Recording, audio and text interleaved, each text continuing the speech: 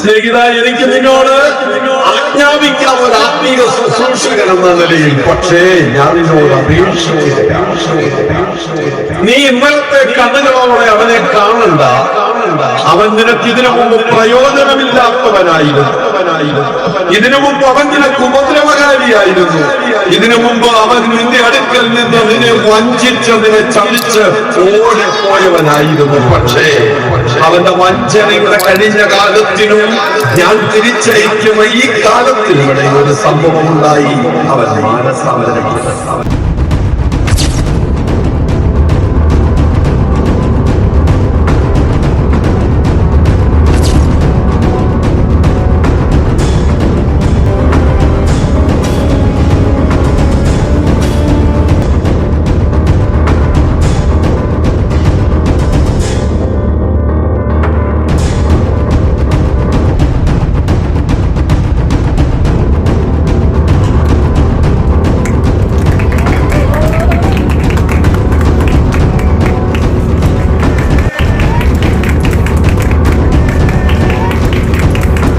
എന്റെ പൊന്നറിയാ, ഞാൻ പെട്ടറാ. ഞാൻ ഇന്നലത്തെ രാത്രിയിലത്തെ ആ കേസിന് എന്നെ പോലീസ് വിളിച്ചു. നിനക്ക് ഇവിടെ വരെ വന്ന് ജാമ്യം എടുക്കാൻ പറ്റുമോ?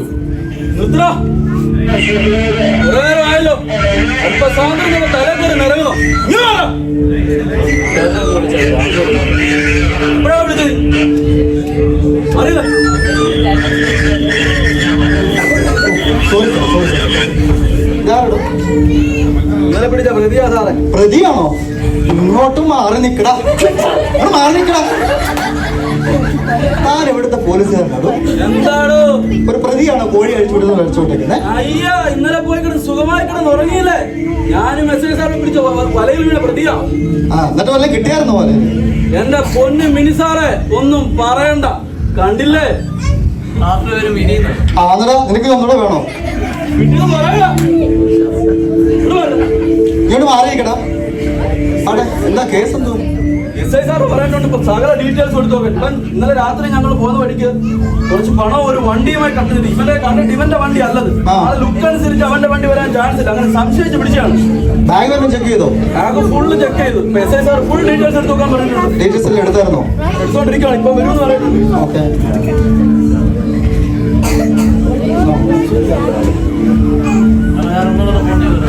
ഇവിടെ മാറിയിക്കടാ. എസ് ഐ സാർ ഇപ്പൊ വരുന്നുണ്ട്. ബാക്കി കൂടെ നിനക്ക് കിട്ടും. അവിടെ ഇരിക്കും.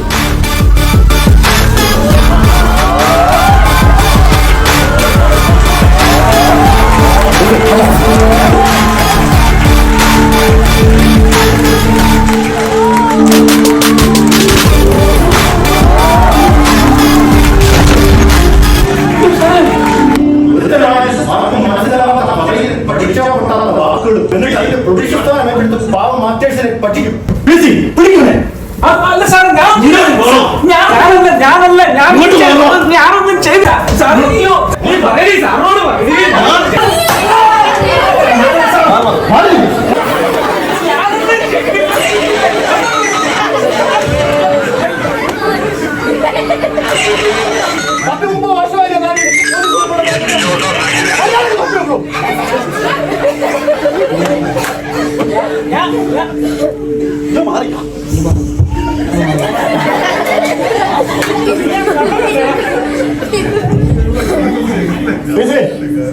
ഇന്നലെ പിടിച്ച പ്രതിയുടെ ഫുൾ ഡീറ്റെയിൽസ് എടുത്ത് വെച്ചിട്ടുണ്ടോ? ഉണ്ട് സാർ.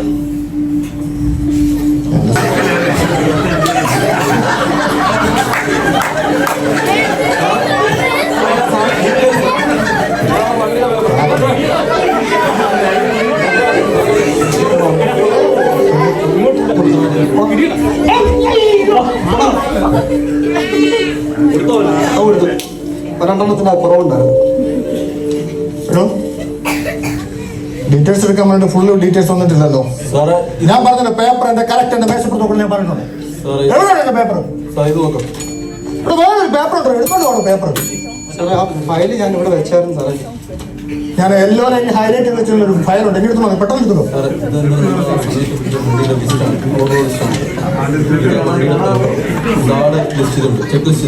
ആ ഓക്കെ ഓക്കെ ഓക്കെ സാറേ, ഇതാണോ ഫയൽ? ആ ഓക്കെ.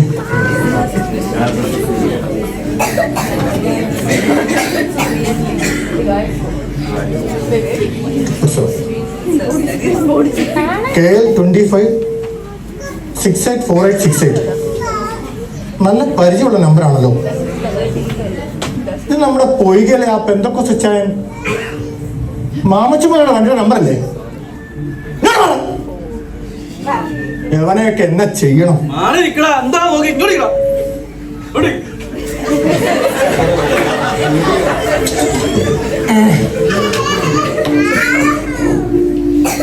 തന്റെ പേര് ജേക്കബ്. എടാ നീ ആ മാമച്ചന്റെ വീട്ടിലെ വേലക്കാരനല്ലടാ. നീ ആ സാമച്ചന്റെ വീട്ടിലെ വേലക്കാരനല്ലടാ. നീ എന്നിട്ട് അവന്റെ വണ്ടി തന്നെ അച്ഛൻ പോയില്ലടാ.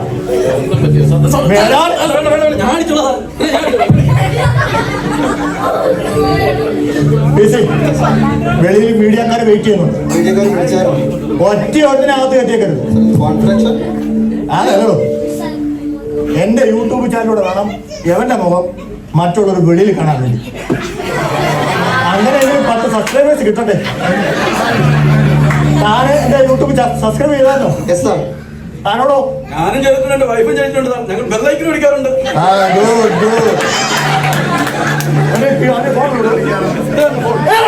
ഇങ്ങോട്ട് മാറിക്കണം. നിന്നെ കാണുന്നില്ലല്ലോ. ഇങ്ങോട്ട് മാറി നിൽക്കും. അവിടെ നിൽക്കും. എടോ അത് യൂട്യൂബ് ഓൺ ചെയ്തിട്ട് അത് എന്റെ ചാനൽ സബ്സ്ക്രൈബ് ചെയ്യണം.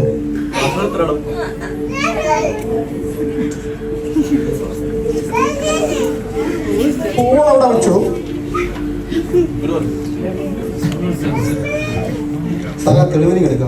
എന്തായാലും ഞാൻ ആ സാമച്ചനെ ഒന്ന് വിളിക്കട്ടെ. പോലീസ് കലാമേള വരുമല്ലേ, ഈ കൂട്ടത്തില് അതിനോട് കുറച്ച് പിരിയാൻ ഒപ്പിക്കും ഞാൻ. എല്ലാം വെച്ചിട്ട് എടുക്കുന്നില്ലല്ലോ.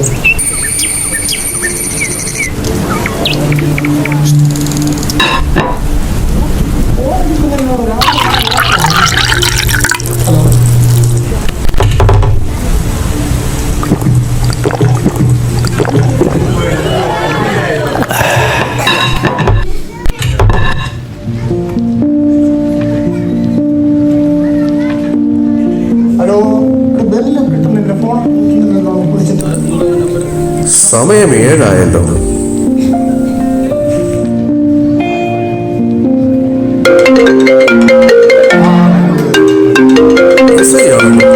എന്തുപറ്റി ഈ സമയത്തൊരു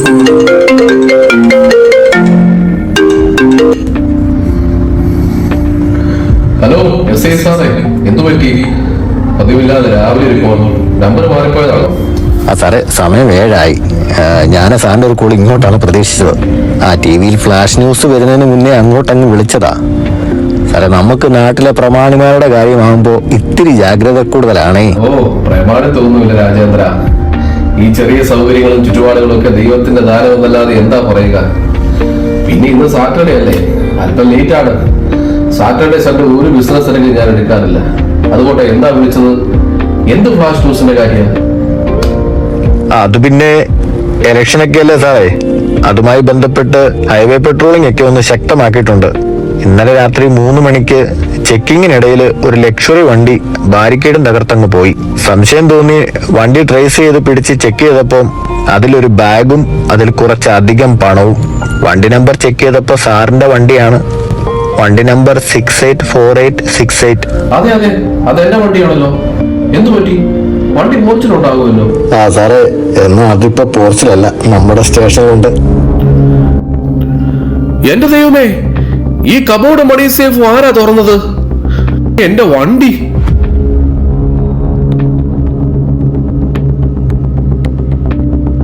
എടാ ജേക്കപ്പേ, എണീറ്റേ. ഇവരത് എവിടെ പോയി കിടക്കുന്നു? എടാ ജേക്കപ്പേ, ഇന്നലെ ഇവിടെ സോഫയിൽ കിടന്നതാണല്ലോ.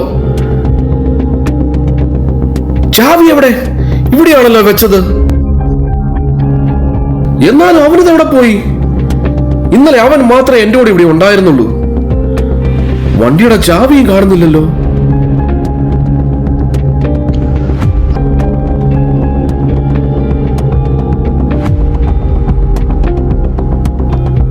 ദൈവമേ, വണ്ടി പോർച്ചിലുമില്ലല്ലോ.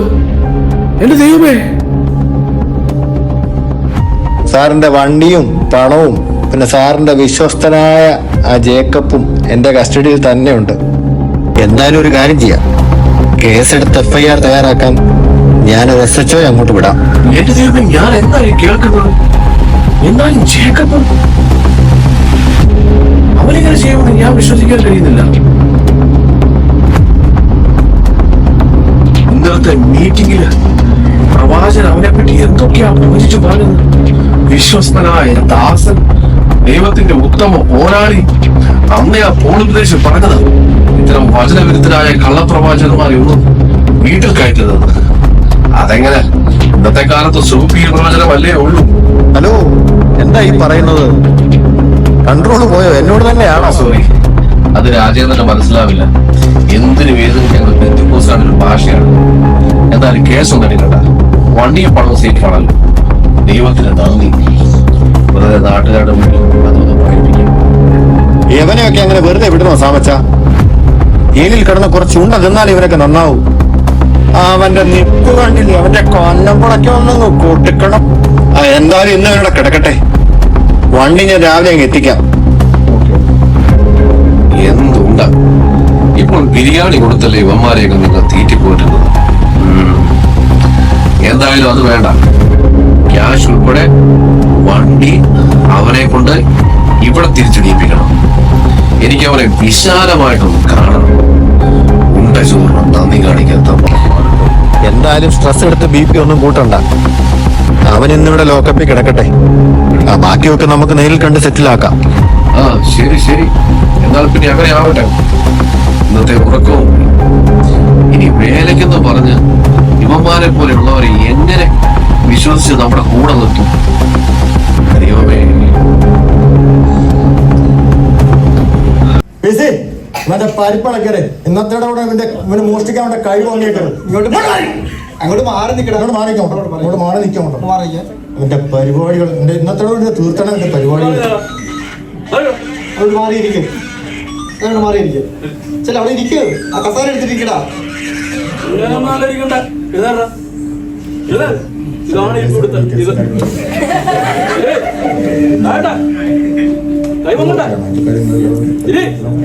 അവിടെ വൃത്തിയോടാക്കരുത്.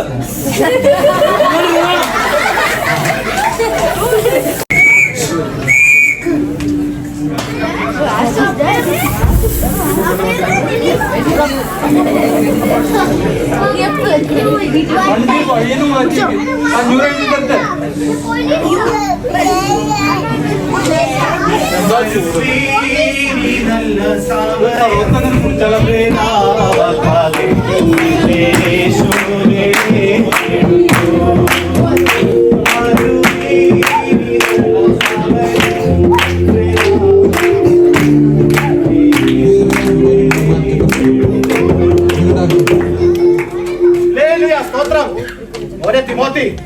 500 പ്രസംഗം തുടങ്ങേണ്ട പ്രോഗ്രാമിന്റെ അന്ന് എത്രയും പെട്ടെന്ന് മൈക്കും സ്പീക്കർ എല്ലാം അറേഞ്ച് ചെയ്യണം.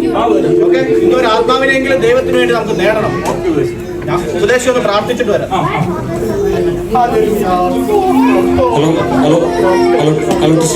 ഹലോ, എന്താ സംഭവം?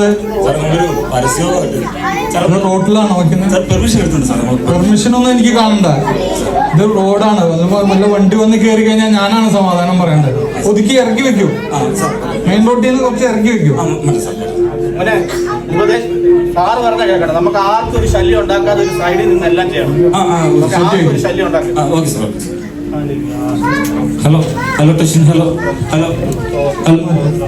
ഈ പകർച്ച ഉള്ളത് കൊണ്ട് എങ്ങനെ നാട്ടുകാർ സുവിശേഷം കേൾക്കാനായി പറയുന്നത്? ജെബിയിലൊക്കെ നാട് വാഴുന്ന കാലമാണ്. എന്നാൽ ഈ പഴഞ്ഞ സാധനം വിട്ടൊരു കളിയില്ല. Hello hello tension, hello. എന്താ മോനെ തിമോത്തി നീ പിറുപിറുക്കുന്നത്? അല്ല, ഒന്നുമില്ല ഉപദേശി. നമ്മുടെ ഈ സിസ്റ്റത്തിന്റെ ഒക്കെ കാലം കഴിഞ്ഞ് അന്ന് മാറുന്ന കാര്യം പറയാമായിരുന്നു. ഉപദേശി, ഞാനൊരു പുതിയ മൊബൈൽ മേടിച്ചിരുന്നു. ആഹാ, കൊള്ളാലോ. പുതിയ മോഡലാണല്ലോ. പുതിയ മോഡല് എല്ലാം നല്ലതാ. ദൈവനാമമാത്രത്തിനായിരിക്കണം മോനെ. അതെത്ര ഉള്ളു ഉപദേശി? ഉപദേശി, എന്നാലേ ഇന്നത്തെ മീറ്റിംഗ് ഞാനൊന്ന് ലൈവ് ഇട്ടോട്ടെ. ഇന്ന് ലൈവുകളുടെ കാലമാ. ഒരു കാലത്ത് കൺവെൻഷൻ മാത്രമേ ഉണ്ടായിരുന്നുള്ളൂ. ഇപ്പൊ എവിടെ നോക്കിയാൽ ഫേസ്ബുക്ക് തുറന്നാലും ഇൻസ്റ്റാഗ്രാം തുറന്നാലും തമ്മി പറയാനുള്ളതും കൊടുത്തതും മേടിച്ചതും തൊട്ടതും തൊടാത്തതും എന്തിന് മുഖാമുഖം നോക്കി പറഞ്ഞു തീർക്കേണ്ട കാര്യം പോലും ലൈവിൽ പറഞ്ഞാലേ ഒരു സുഖമുള്ളൂ.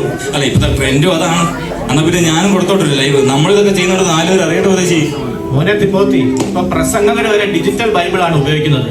അർദ്ധരാത്രിയിൽ ആ ചാവിലെങ്ങാണ് സൂര്യൻ ഉദിച്ചാലുള്ള അവസ്ഥ. പിന്നെ ഈ പ്രിന്റഡ് ബൈബിൾ തന്നെയാണ് നല്ലത്.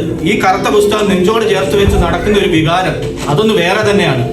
അല്പസ്വല്പം പൊടി പിടിച്ചാലും നമ്മുടെ വിശ്വാസങ്ങൾ ഇതൊരു മൂലയ്ക്ക് വെക്കുമല്ലോ. ഇതിലാണ് സാത്താൻ കയറത്തില്ലല്ലോ വായിച്ചില്ലെങ്കിലും. മൊത്തത്തിൽ വിമർശനമാണല്ലോ ഉപദേശിച്ച് തുടക്കം തൊട്ട്. വിമർശനം ഒന്നുമല്ല മോനെ, ഇത് യാഥാർത്ഥ്യമാണ്.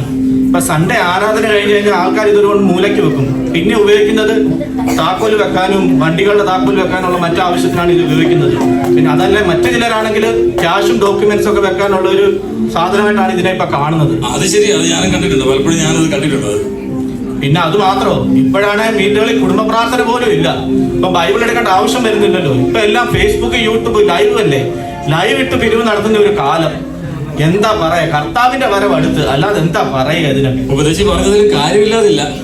ഓക്കെ, നമ്മളിപ്പോ വന്നത് ഇവിടെ സുവിശേഷം അറിയിക്കാനാണ്. നമുക്ക് ലൈവ് പരിപാടി ഒന്നും വേണ്ട. മോൻ എല്ലാം എത്രയും പെട്ടെന്ന് ശരിയാക്കും. അല്ല ഉപദേശി, നമുക്ക് ഈ ആധുനിക സൗകര്യങ്ങളൊക്കെ സുവിശേഷം അറിയിക്കാൻ കർത്താവ് ഒരുക്കുന്ന ഒരു മാർഗമായിട്ട് കണ്ടാ പോലെ. ഏതായാലും നാട് ഓടുന്നുണ്ട്, നമുക്ക് നടുവേ ഓടണ്ട, ഒരു സൈഡിൽ കൂടെ നടക്കാലോ. മോനെ, നിനക്കറിയാമല്ലോ, ഞാൻ എല്ലാവർക്കും ഒരു അപമാനമാണ്. ഞാൻ കണ്ടില്ലേ, ഞാൻ ഇപ്പോഴും യൂസ് ചെയ്യുന്ന പഴയ ഫോണാണ്. എല്ലാം നല്ലതാ മോനെ, ഉപയോഗിക്കേണ്ട രീതിയിൽ ഉപയോഗിച്ചാൽ എല്ലാം നല്ലതാണ്. ഇപ്പൊ എല്ലാരും ടെക്നോളജിയുടെ പേരും പറഞ്ഞ് വെറും പബ്ലിസിറ്റി സ്റ്റണ്ട് മാത്രമാണ്, കൂടെ ആദായ സൂത്രവും. ആ മോൻ എന്നെ പെട്ടെന്ന് റെഡിയാക്കി.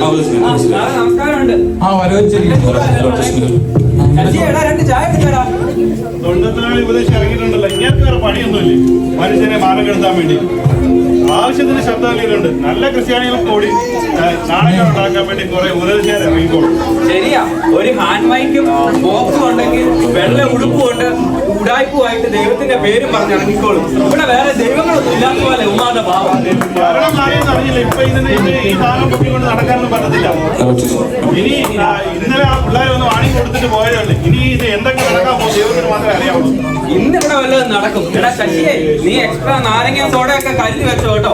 ഇന്ന് പിള്ളേർ ക്ഷീണിക്കുമ്പോൾ ഫ്രീ ആയിട്ട് എന്റെ വക കൊടുത്തേരാ. ആ ക്യാഷ് ഞാൻ തന്നോളാം. ഇന്ന് ഉമ്മാരുടെ പരിപാടി ഞാൻ അങ്ങ് നിർത്തിക്കുന്നുണ്ട് ഇവിടെ. അങ്ങനെ കേട്ടോ, പറ്റത്തില്ലല്ലോ.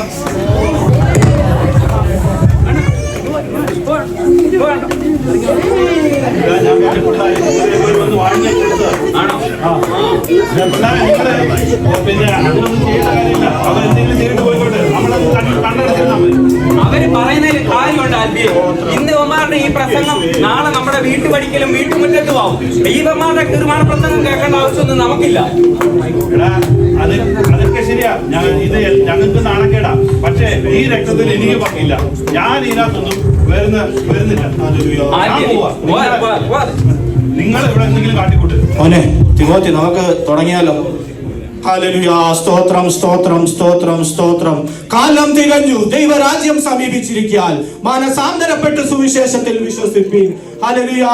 ദൂരത്തും ചാരത്തുമായി ഞങ്ങളെ ശ്രമിക്കുന്ന എല്ലാ നാട്ടുകാരെ ഹല്ലേലൂയ, നിങ്ങൾക്ക് എല്ലാവർക്കും സ്നേഹം വേഗം വരുന്ന യേശു ക്രിസ്തുവിന്റെ നിസ്തുല്യ നാമത്തിൽ ഞങ്ങളുടെ സ്നേഹവന്ദനം ആദ്യമായി അറിയിക്കുന്നു. ഹല്ലേലൂയ. യോഹന്നാന്റെ സുവിശേഷം 3-ാം-അധ്യായം 16-ാം വാക്യം, തന്റെ ഏകജാതനായ പുത്രനിൽ വിശ്വസിക്കുന്നവനും നശിച്ചു പോകാതെ നിത്യജീവൻ പ്രാപിക്കേണ്ടത് ദൈവം അവനെ നൽകുവാൻ തക്കവണ്ണം ലോകത്തെ സ്നേഹജാതിയുടെ പാപത്തിന്റെ പരിഹാരത്തിനായി ദൈവം സ്വർഗീയ മഹിമകളെ വിടുന്നു കർത്താവ് ഈ ഭൂമിയിലേക്ക് വന്നു. ഹല്ലേലൂയ. 2 കള്ളന്മാരുടെ നടുവിൽ നമുക്ക് വേണ്ടി ക്രൂശിക്കപ്പെട്ട്, ഹല്ലേലൂയ, കൈകാലുകൾ ആണികളാൽ തറയ്ക്കപ്പെട്ട്, ഹല്ലേലൂയ, സ്തോത്രം, തന്റെ അവസാന തുള്ളി രക്തം വരെ നമുക്ക് വേണ്ടി ഊറ്റി തന്നു. ഹല്ലേലൂയ, സ്തോത്രം, ഹല്ലേലൂയ, നമുക്ക് വേണ്ടി മരിച്ചു അടക്കപ്പെട്ടു 3-ാം നാൾ ഉയർത്തെഴുന്നേറ്റു. ഈ ലോകത്തിൽ യേശു അല്ലാതെ രക്ഷിതാവില്ല. നിങ്ങൾ യേശുവിനെ രക്ഷകനായി സ്വീകരിക്കണം. ഹല്ലേലൂയ. എന്നെ കേൾക്കുന്ന സഹോദരങ്ങളെ, നിങ്ങൾ യേശുവിനെ രക്ഷകനായി സ്വീകരിക്കണം. ഈ ലോകത്തിൽ ഒരു തത്വസമ്മതികൾക്കും ഒരു ഊമവിഗ്രഹങ്ങൾക്കും ഒരു ദൈവത്തിന് രക്ഷിക്കാൻ കഴിയില്ല. ഹല്ലേലൂയ, സ്തോത്രം കർത്താവേ. ഏക സത്യദൈവം ഒരുവനേ ഉള്ളൂ. അവനത്രേ, ഹല്ലേലൂയ, അവനെ വിശ്വസിക്കാം. സഹോദരന്മാരെ, ഈ രാജ്യത്തിന്റെ നിയമത്തിനെതിരായി ഞാൻ ഒന്നും തന്നെ ചെയ്യുന്നില്ലല്ലോ. എന്റെ വിശ്വാസത്തിൽ എനിക്ക് ഇവിടെ പറയാനുള്ള അവകാശം ഭരണഘടന തരുന്നുണ്ടല്ലോ. എന്ത് ഭരണഘടന? ഇത് ഞങ്ങളുടെ രാജ്യം, ഞങ്ങൾ പറയുന്നതാണോ നിയമം?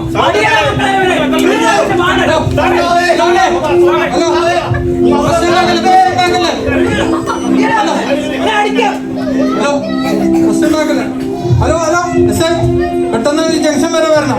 ഇവിടെ ഒരു ഉപദേശിന്റെ എല്ലാവരും കൂടി ചവിട്ടി കൂട്ടുന്നു. പെട്ടെന്ന്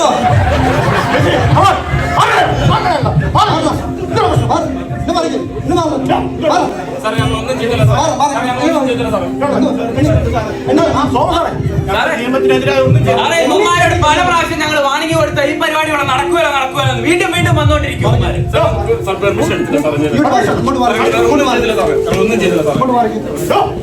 പെർമിഷൻ ഒന്നും ഇല്ല. നിയമമൊക്കെ മാറി കർത്താവേ, ഈ പാപികളോട് ക്ഷമിക്കണമേ. പരാതി വെച്ചേ കുഴപ്പമില്ല മോനെ, സുവിശേഷത്തിന് വേണ്ടി ത്യാഗമെല്ലാം നമ്മൾ സഹിക്കേണ്ടി വരും. ഇതിന് കർത്താവിന് എന്തോ ഒരു ഉദ്ദേശമുണ്ട്. നമ്മൾ ഒരു തെറ്റും ചെയ്യാതെ പാപികളോട് ക്ഷമിക്കണമേ. സാറേ, നമ്മളൊന്ന് സാറേ സാറേ സാറേ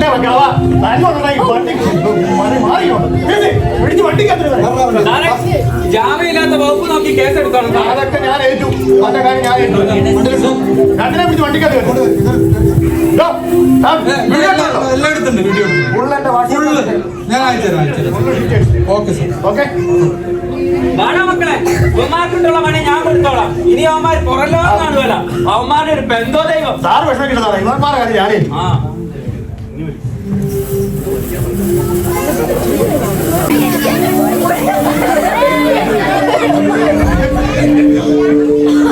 വേർത്ത് കാണുമല്ലോ, നല്ല പ്രശ്നം ഉണ്ടാക്കണം അവിടെ. എഴുന്നേറ്റോ, മതിയിരുന്നു വേർത്തത്.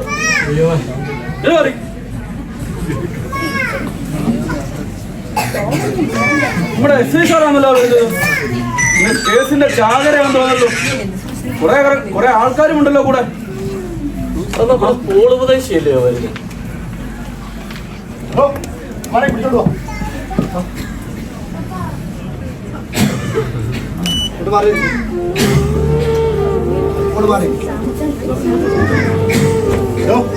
രണ്ടെണ്ണത്തിന് ജാമ്യമില്ലാത്ത വകുപ്പിലും കേസ് രജിസ്റ്റർ ചെയ്തോ. പിന്നെ ഇവനെ ഒരു പെറ്റി കേസിൽ ചേർത്ത് ഇവനെ വിട്ടാല്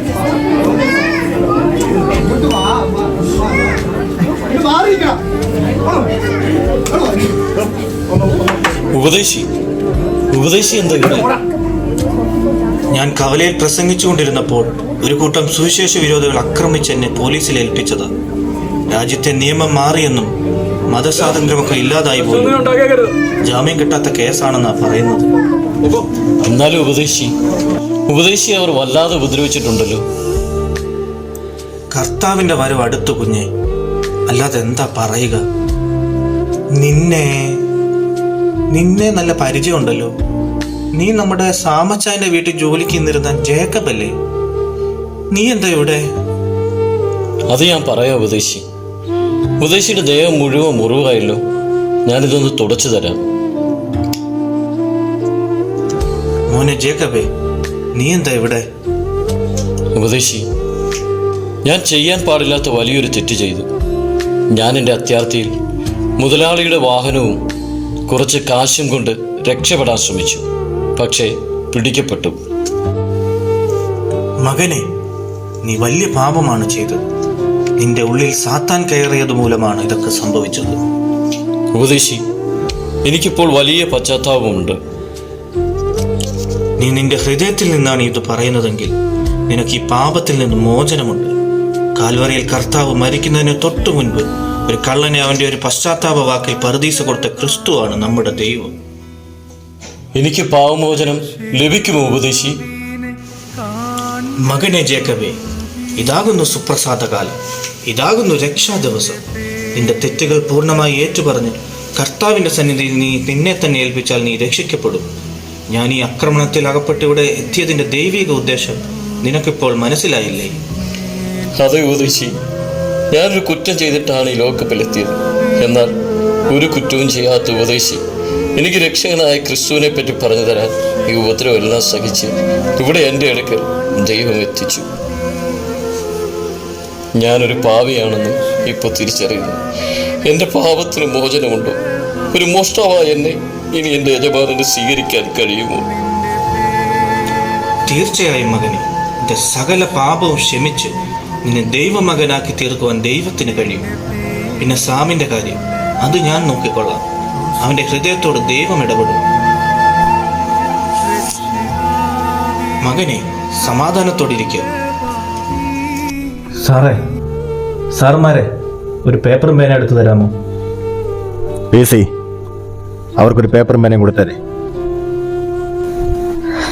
ഉപദേശി, എന്നാ പേപ്പറും പേനെ. ഇനിയിപ്പോൾ ശിഷ്ടകാലം ജയിലിൽ കിടന്ന് സുവിശേഷം എഴുതാനാ വിധി. ജാമ്യമില്ലാത്ത കേസാ, അറിയാവോ? പണ്ട് കുറെ ആളുകൾ കാരാഗ്രഹത്തിൽ കിടന്ന് ലേഖനങ്ങൾ എഴുതിയിട്ടുണ്ടെന്ന് ഞാൻ കേട്ടിട്ടുണ്ട്. ജേക്കപ്പേ, തൽക്കാലം നിനക്ക് പോകാം. പോകുമ്പോ വണ്ടിയും കാശും നീ തന്നെ മുതലാളിയുടെ വീട്ടിൽ എത്തിക്കണം. ശരി സാർ. നീ ഇനി അതുമായി മുങ്ങാമെന്ന് വിചാരിക്കണ്ട. പോലീസ് നിന്റെ കൂടെ ഉണ്ടാവും.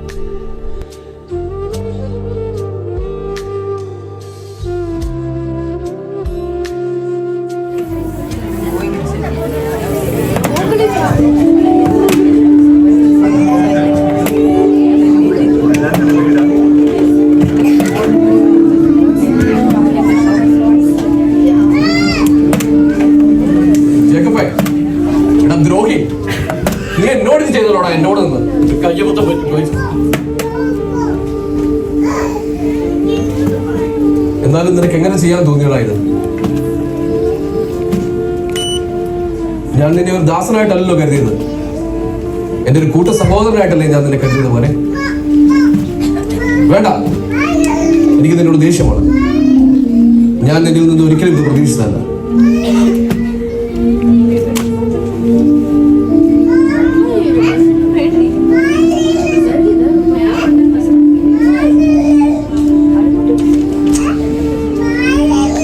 ഇത് പോൾ ഉദ്ദേശിയുടെ ലെറ്റർ ആണല്ലോ. പ്രിയ സഹോദരൻ സാം, ക്രിസ്തുവിൽ സ്നേഹവന്ദനം. ഞാനും എന്റെ കൂട്ട സഹോദരനായ തീമോത്തിയും യേശു ക്രിസ്തുവിനെ പ്രതി ഇപ്പോൾ തടവിലായി ഇവരെ മറിഞ്ഞു കാണുമെന്ന് വിശ്വസിക്കുന്നു. നമ്മുടെ പിതാവായ ദൈവത്തിങ്കിൽ നിന്നും കർത്താവായ യേശു ക്രിസ്തുവിൽ നിന്നും നിന്റെ കുടുംബത്തിനും നിന്റെ വീട്ടിലെ സഭയ്ക്കും കൃപയും സമാധാനം ഉണ്ടാകട്ടെ. ഞാൻ എന്റെ പ്രാർത്ഥനകളിൽ നിന്നെ ഓർക്കുമ്പോഴെല്ലാം ദൈവത്തിന് നന്ദി പറയുന്നു. കാരണം കർത്താവായ യേശു ക്രിസ്തുവിനോടും എല്ലാ വിശുദ്ധന്മാരോടും നിനക്കുള്ള സ്നേഹത്തെയും വിശ്വാസത്തെയും കുറിച്ച് ഞാൻ ഇപ്പോഴും കേൾക്കുവാനിടയായി. സഹോദര, നീ വിശുദ്ധന്മാരുടെ ഹൃദയം തണുപ്പിച്ചത് നിമിത്തം നിന്റെ സ്നേഹത്തിൽ നിന്ന് എനിക്ക് വളരെയേറെ ആശ്വാസവും സന്തോഷവും ലഭിച്ചു.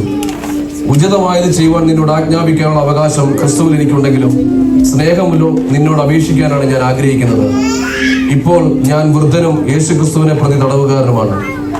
ക്രിസ്തുവിൽ ഞാൻ നിന്നെ ജനിപ്പിച്ചതുപോലെ ഈ തടവറയിൽ വെച്ച് ഞാൻ ക്രിസ്തുവിൽ ജനിപ്പിച്ച എന്റെ പുത്രൻ ജേക്കബിന്റെ കാര്യമാണ് നിന്നോട് ഞാൻ അപേക്ഷിക്കുന്നത്.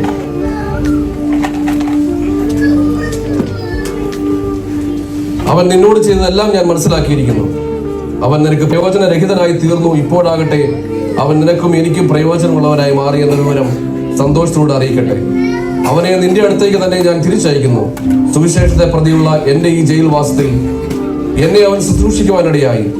അവനെ ഭാവിയിൽ എന്റെ ഒപ്പം നിർത്തുവാൻ എനിക്ക് ആഗ്രഹമുണ്ടെങ്കിലും നിന്റെ വേലക്കാരിൽ ഒരുവൻ എന്ന നിലയിൽ നിന്റെ ഔദാര്യം നിർബന്ധത്താൽ അല്ലാതെ സ്വതന്ത്ര മനസ്സാലാകുന്നതാണ് നല്ലത്. അതുകൊണ്ട് നിന്റെ സമ്മതം കൂടാതെ ഒന്നും ചെയ്യുവാൻ ഞാൻ ആഗ്രഹിക്കുന്നില്ല. ഒരു ദിവസത്തേക്ക് അവൻ നിന്നിൽ നിന്ന് വേർപിരിഞ്ഞത് ഒരുപക്ഷെ എന്നേക്കുമായി അവനെ നിനക്ക് തിരിച്ചു കിട്ടുന്നതിനായിരിക്കാം. ഇനി അവനെ ഒരു വേലക്കാരനായിട്ടല്ല, അതിലുപരി ലോകപരമായും കർത്താവിനും എനിക്കും അതിലേറെ നിനക്കും ഒരു പ്രിയപ്പെട്ട സഹോദരനായി അവനെ തിരികെ ലഭിച്ചിരിക്കുന്നു. അതുകൊണ്ട് നീ എന്നെ നിന്റെ സഹകാരിയായി പരിഗണിക്കുന്നുവെങ്കിൽ എന്നെ പോലെ അവനെയും സ്വീകരിക്കുക. അവൻ നിന്നോട് എന്തെങ്കിലും തെറ്റ് ചെയ്യുകയോ എന്തെങ്കിലും നിനക്ക് തരാനുണ്ടായിരിക്കുകയോ ചെയ്താൽ അതെല്ലാം എൻ്റെ പേരിൽ കണക്കാക്കിക്കൊള്ളുക. ഞാൻ എൻ്റെ സ്വന്തം കൈകൊണ്ട് തന്നെ എഴുതുന്നു, എല്ലാം ഞാൻ തന്നു വീട്ടിക്കൊള്ളാം. എന്നാൽ നീ തന്നെയും അടിവിനായി എനിക്ക് കടപ്പെട്ടിരിക്കുന്നു എന്ന കാര്യം ഞാൻ എടുത്തു പറയുന്നില്ല. അതേ സഹോദര, നീ കർത്താവിലേക്ക് ഈ സഹായം ചെയ്യുക. ക്രിസ്തുവിന് എൻ്റെ ഹൃദയത്തെ തണുപ്പിക്കുക. നിന്റെ അനുസരണത്തിൽ വിശ്വസിച്ചുകൊണ്ട് ഞാൻ ആവശ്യപ്പെടുന്നതിലധികവും നീ ചെയ്യുമെന്ന് അറിഞ്ഞുകൊണ്ടുമാണ് ഞാൻ ഈ കത്തെഴുതുന്നത്. എന്നെ ഇന്ന് സെൻട്രൽ ജയിലിലേക്ക് മാറ്റുമെന്നാണ് കേൾക്കുന്നത്. പുതിയ നിയമപ്രകാരം ജാമ്യം കിട്ടാത്ത വകുപ്പാണ് ചുമത്തിയിരിക്കുന്നത്. എന്നാലും നമ്മുടെ ദൈവത്തിന് അസാധ്യമായി ഒന്നുമില്ലല്ലോ. വിശേഷാൽ നീയും നിന്റെ കുടുംബവും നിന്റെ വീട്ടിലെ സഭയും എനിക്ക് വേണ്ടി ആത്മാർത്ഥമായി പ്രാർത്ഥിക്കുക. വേഗം നിങ്ങളെ എല്ലാവരെയും വന്ന് വീണ്ടും കാണാമെന്ന് കർത്താവിൽ പ്രത്യാശിക്കുന്നു എന്ന് ക്രിസ്തുവിൽ എളിയ സഹോദരൻ പാസ്റ്റർ പോൾ.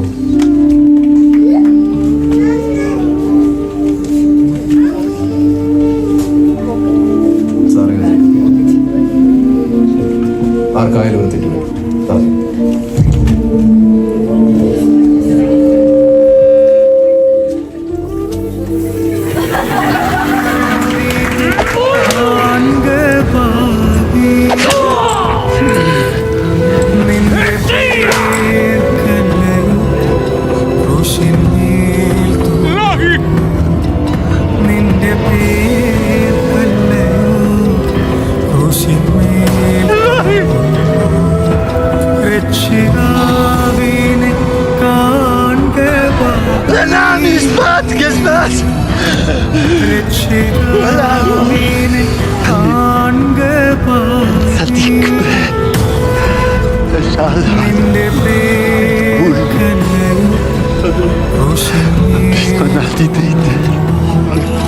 നിന്റെ